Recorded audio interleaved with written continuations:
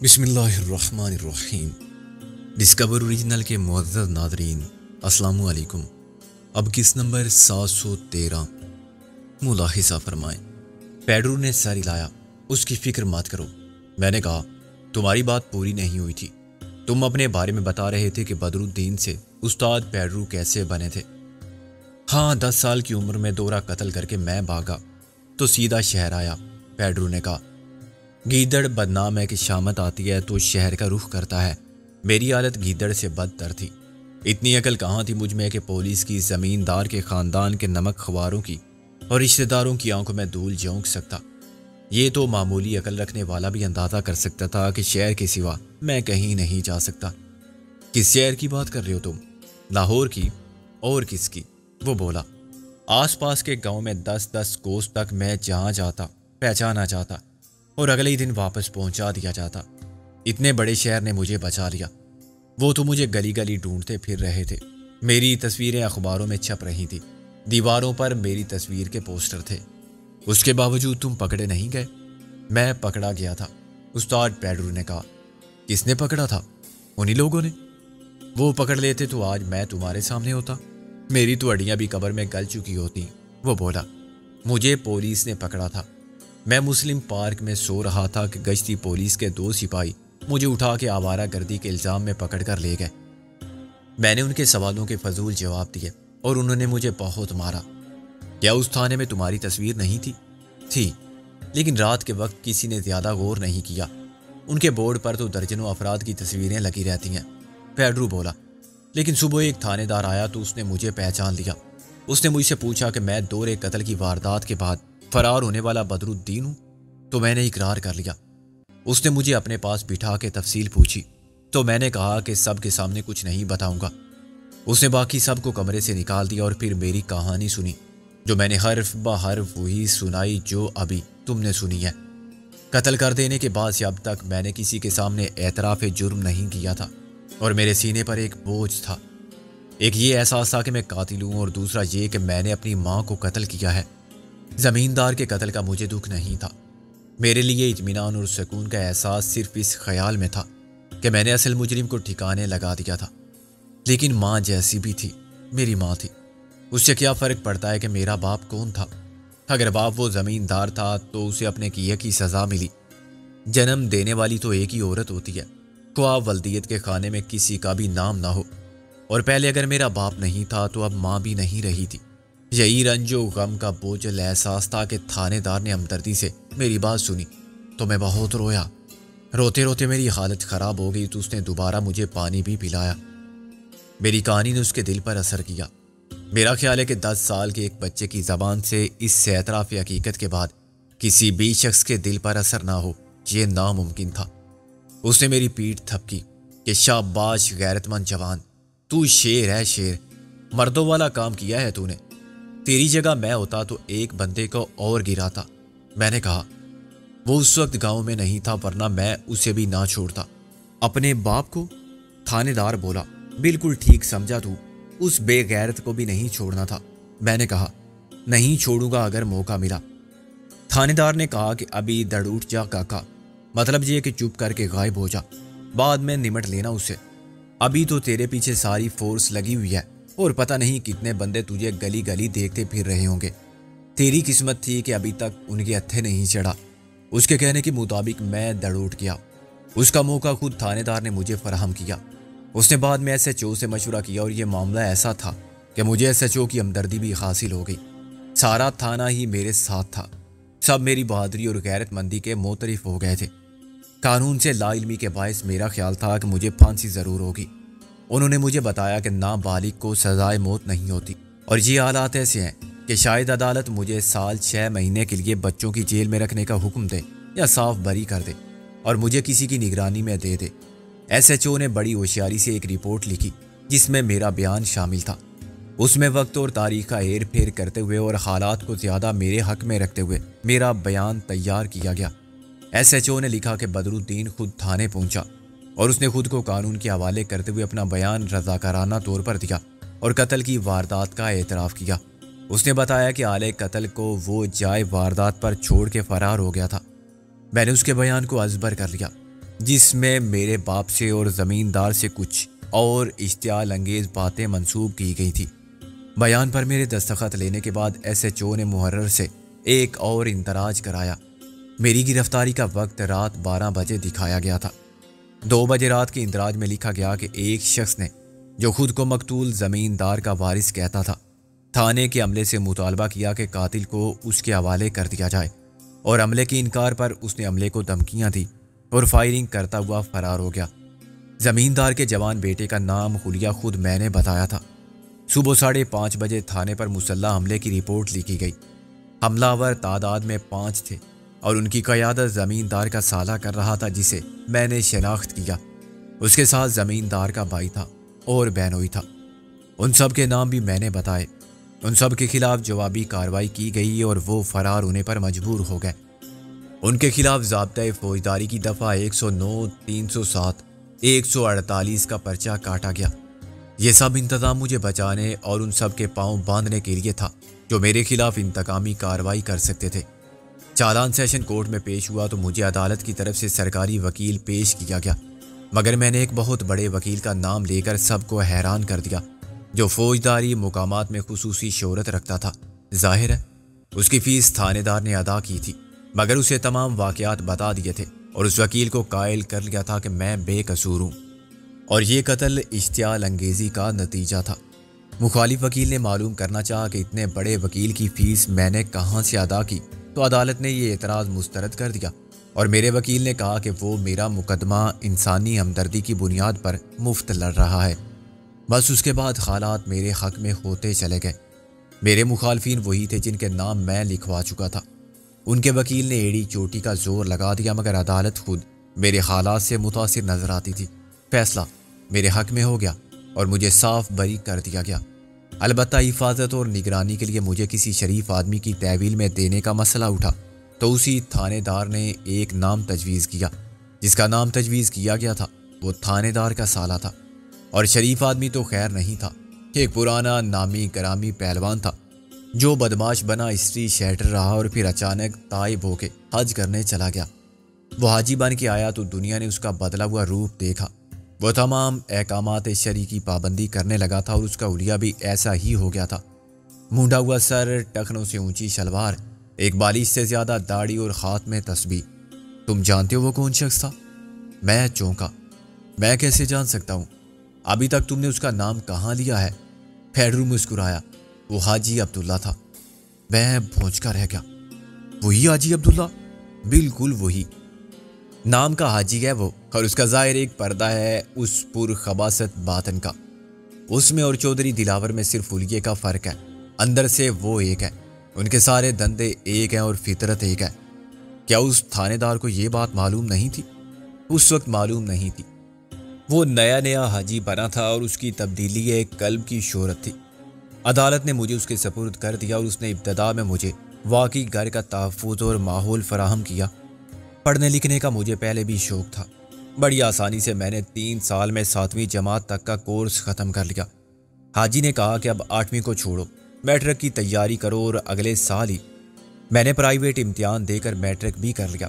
اس وقت میری عمر 14 سال تھی۔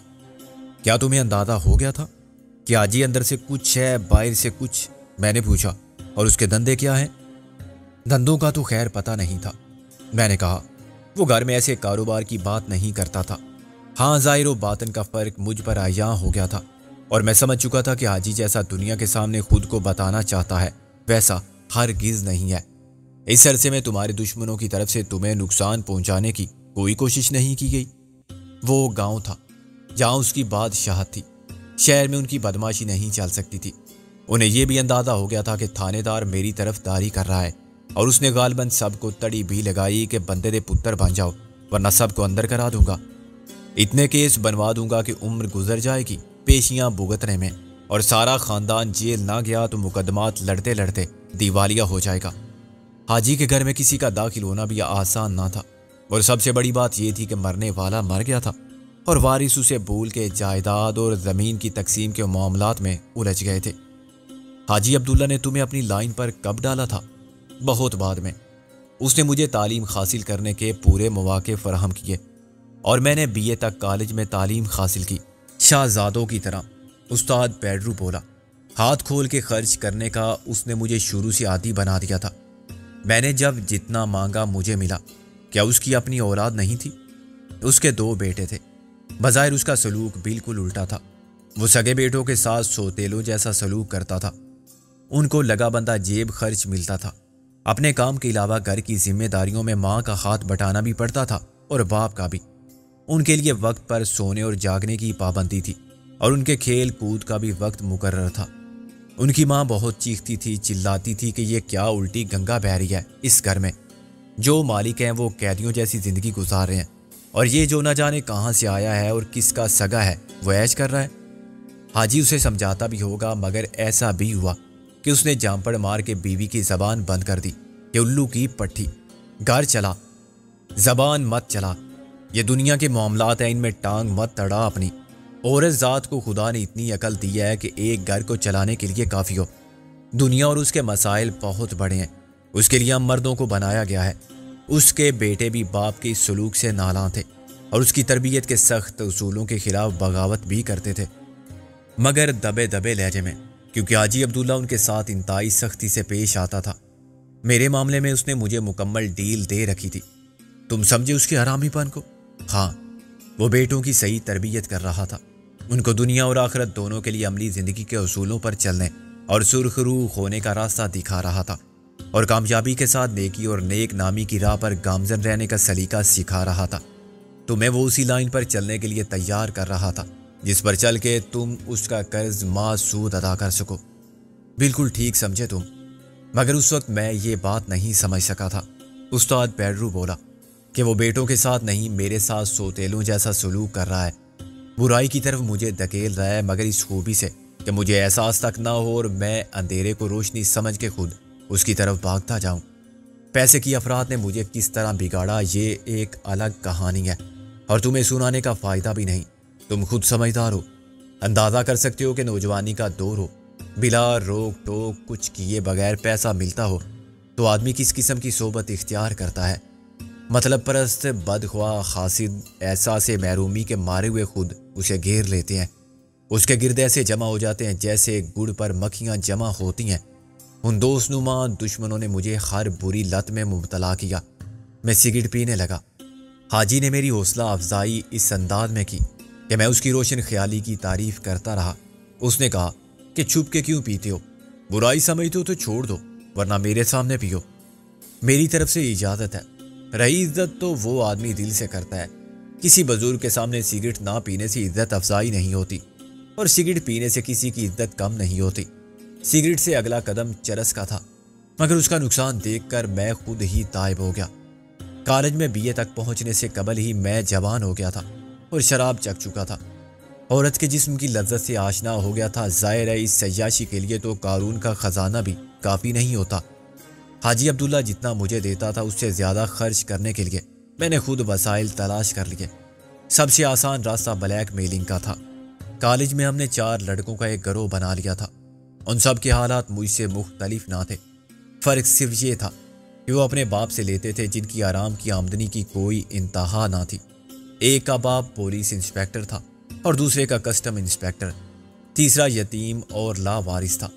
سوتیلے ماں باپ کے گھر سے نکلا تو چچا ماموں سب کے گھروں میں اس کے ساتھ ایک ساتھ سلوک ہوا اور اس نے گھر سے چوریاں شروع کر کے باہر لوٹ مار شروع کی۔ وہ اور ایک لڑکا رات کو سنسان گلیوں میں راہ گیروں کو لوٹتے تھے، نکلی پستول سے ڈرا کے، عورتوں کے پرس چھین لیتے تھے۔ وہ میٹر ریڈر بن کے گھروں میں گھس جاتے تھے اور اکیلی عورت کے زیورات اتروا لیتے تھے اور موقع دے کر عزت پر بھی ہاتھ صاف کراتے تھے۔ جعلی رسیدیں چھاپ کے انہوں نے سیلاب زدگان کے لیے، جنگ کے متاثرین کے لیے، مسجدوں کی تعمیر کے لیے، ہر کام کے لیے چندہ جمع کیا۔ بقرعید پر ایک مشہور سیاسی جماعت کے نام کی رسیدیں جاری کر کے کھالیں اکٹھی کرتے رہے۔ کون سا فراڈ تھا جو انہوں نے نہیں کیا؟ بس وہ کوئی کام مستقل نہیں کرتے تھے، پکڑے جانے سے پہلے کوئی دوسرا چکر چلا دیتے تھے اور ان کے چھوٹے موٹے جرائم کی رپورٹ پولیس تک پہنچتی ہی نہیں تھی۔ جس آدمی کے کوئی اچکا 100-200 روپے چھین لے وہ تھانے نہیں جاتا، یا کسی میٹر ریڈر کے بیس میں کوئی سونے کی چوڑیاں یا بالیاں اتروا کے لے جائے تو شوہر بیوی کی بے وقوفی اور جہالت کو برا بھلا کہہ کے صبر کر لیتا ہے۔ بیچارہ شوہر سونے کی بالی کا نقصان تو دیکھ سکتا ہے، کسی نے عزت بھی خراب کی تھی، یہ اسے کیسے معلوم ہو سکتا ہے جب تک خود بیوی نہ بتائے؟ اور ہر عورت شوہر سے یہ بات کہتے ہوئے ڈرتی ہے، واہ اسے شوہر پر کتنا ہی اعتماد کیوں نہ ہو۔ قصہ مختصر، وہ کبھی پکڑے گئے تو سب انسپیکٹر نے انہیں چھڑوا لیا یا ہم گواہ بن کے پہنچ گئے۔ جب ہم نے ایک گروہ بنا لیا تو ہماری سرگرمیوں کا دائرہ بہت وسیع ہو گیا۔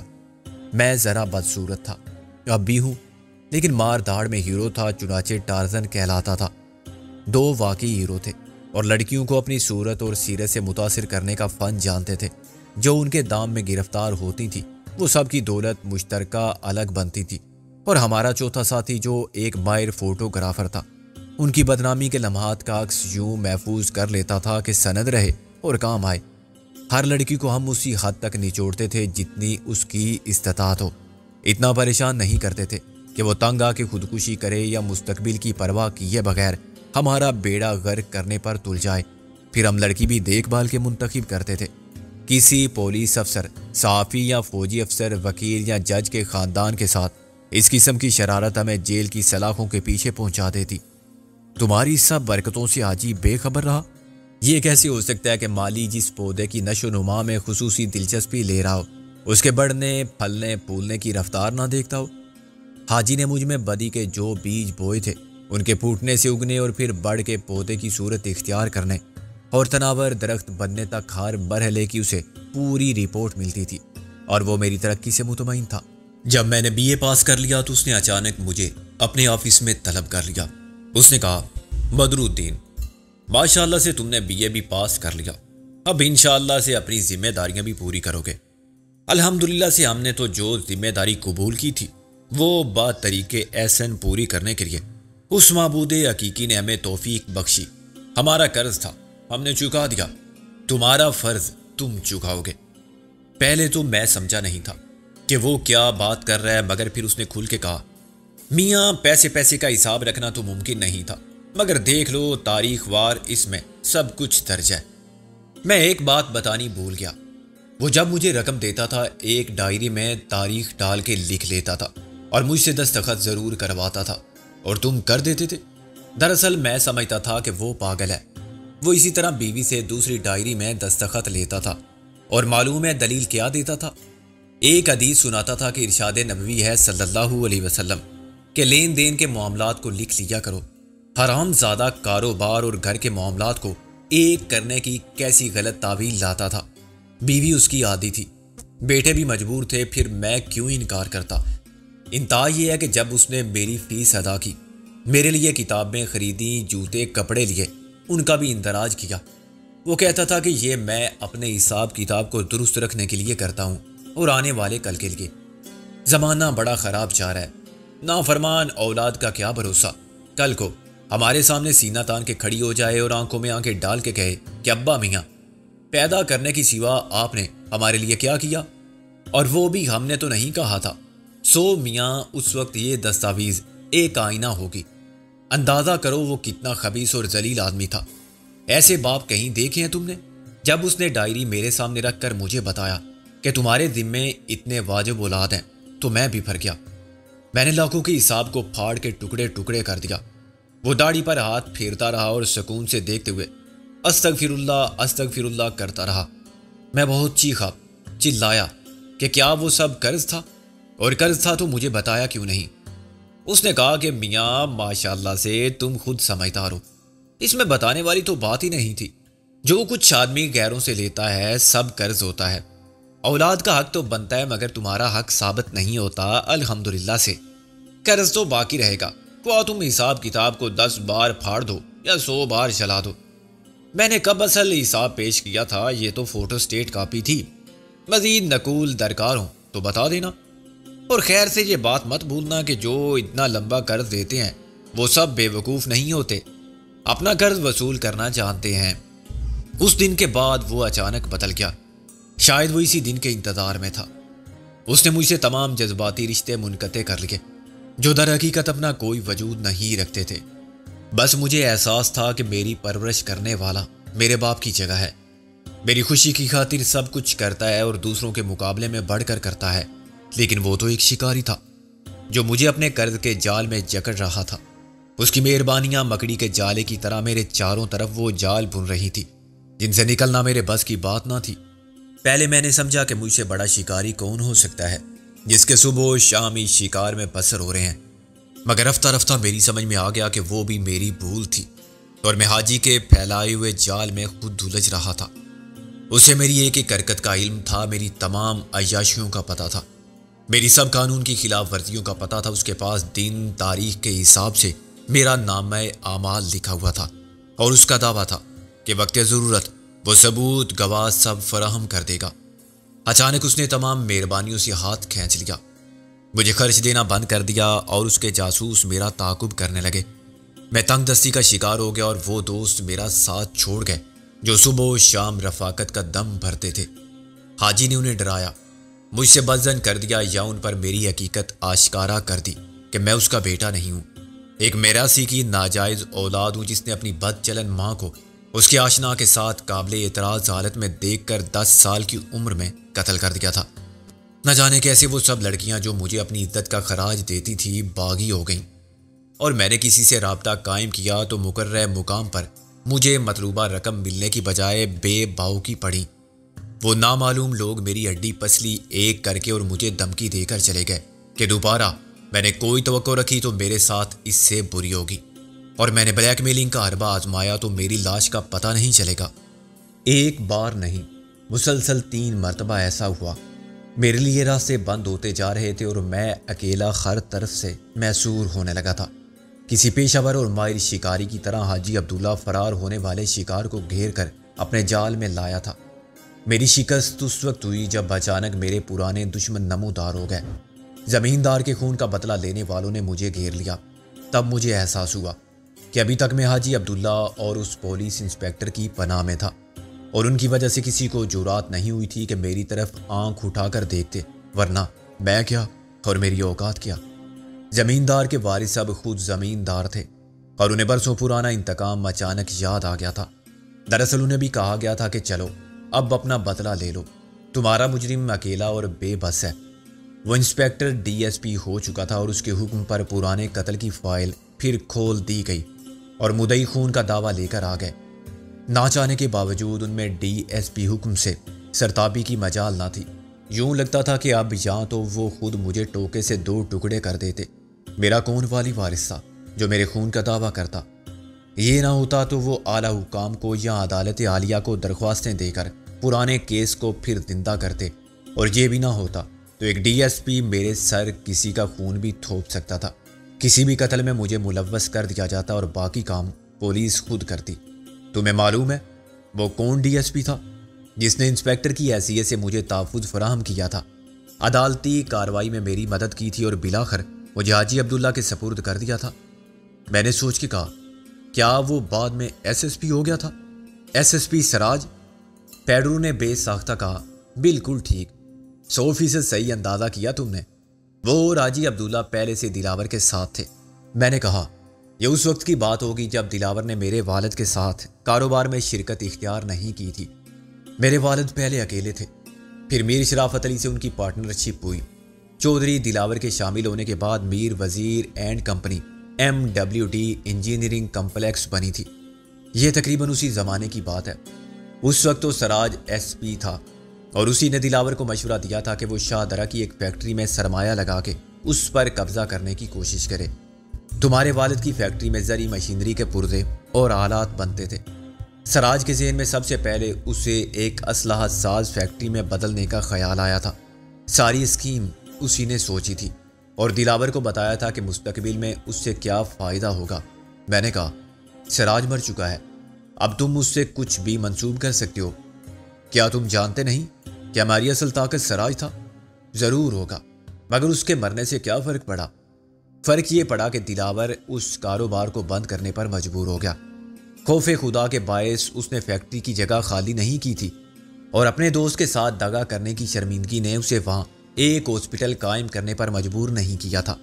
وزیر خان ٹرسٹ ہاسپٹل کبھی قائم نہ ہوتا اگر ایس ایس پی سراج نہ مارا جاتا۔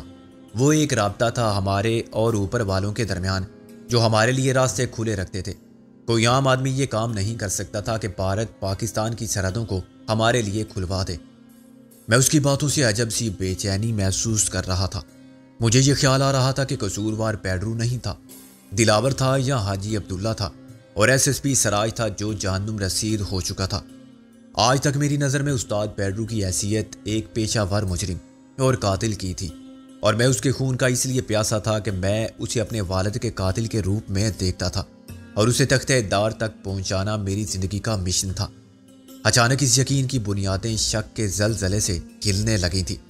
پیڈرو اپنی باتوں سے مظلوم کی حیثیت اختیار کر رہا تھا۔ وہ ثابت کر رہا تھا کہ اس نے جو کچھ بھی کیا اس میں حالات کی مجبوری کا دخل تھا، اسے آلے کے طور پر استعمال کیا گیا تھا، اور اگر وہ ایسا نہ کرتا تو خود بھی مارا جاتا۔ میں نے کہا، میری سمجھ میں نہیں آتا پیڈرو کہ میں کیسے تمہاری باتوں کا یقین کروں۔ چودھری دلاور کہتا ہے کہ میرے والد کے قاتل تم ہو، قتل صرف تم نے کیا تھا۔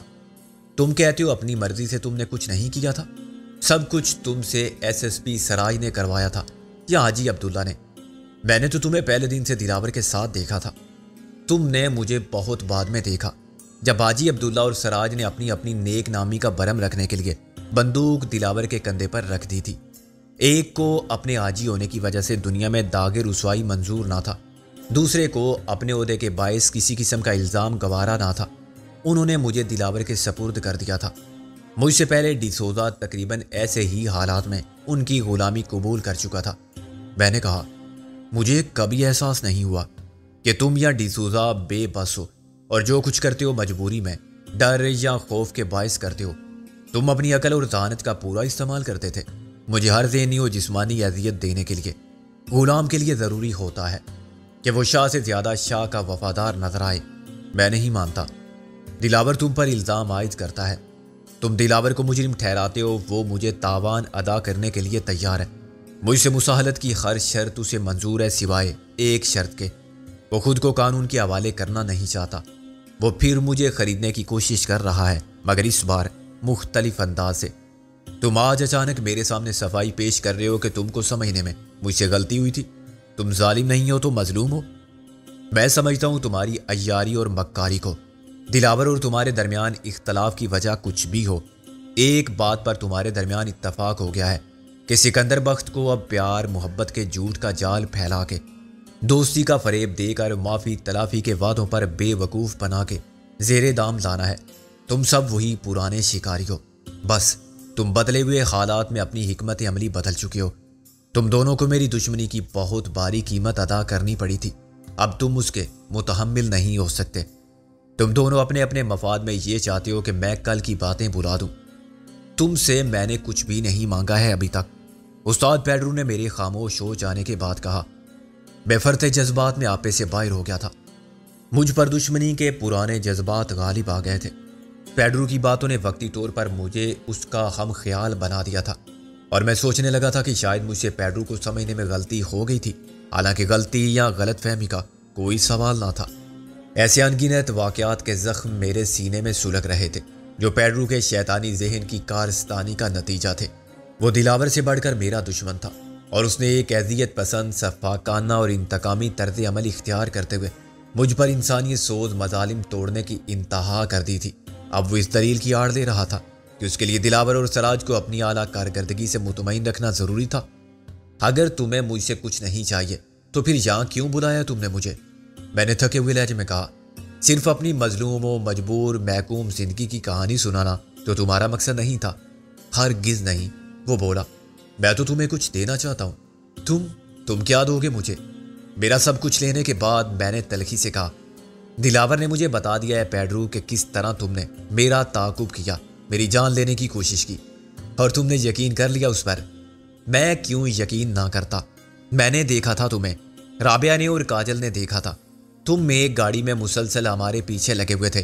میں نے غصے میں میز پر مکہ مارا۔ یہ ٹھیک ہے؟ کیا یہ ٹھیک نہیں ہے کہ تم نے ہمیں خوفزدہ کرنے کے لیے اپنی موجودگی کا احساس دلایا؟